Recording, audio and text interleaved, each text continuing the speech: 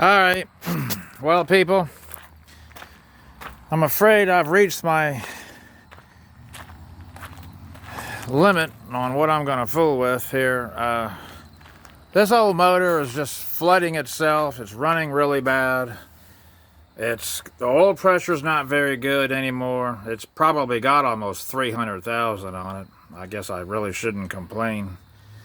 Original engines never even had the valve covers off. It is well, I don't know if it's a Magnum motor, but it does have those.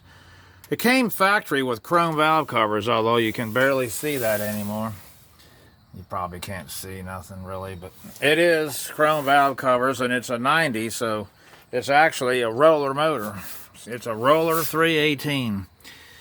But it's just tired, and I'm going to pull it out, and I'm going to switch it to a carburetor. I'm just done with it.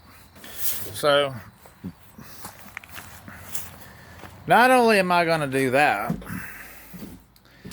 it's going to get this. And I'm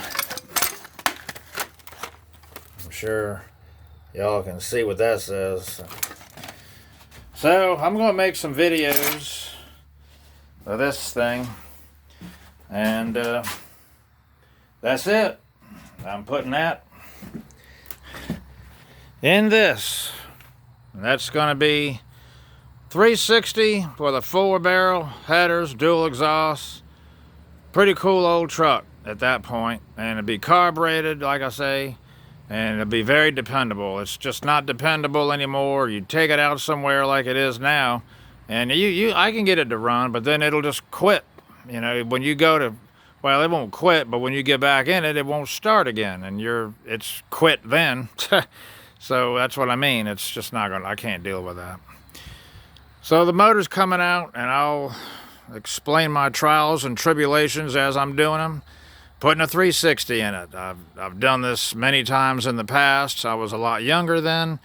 It's gonna be difficult now that I'm almost 60 years old, but that's just what I gotta do. All right, subscribe and follow me, and you'll watch this truck turn into something really cool. Talk to you later. Bye.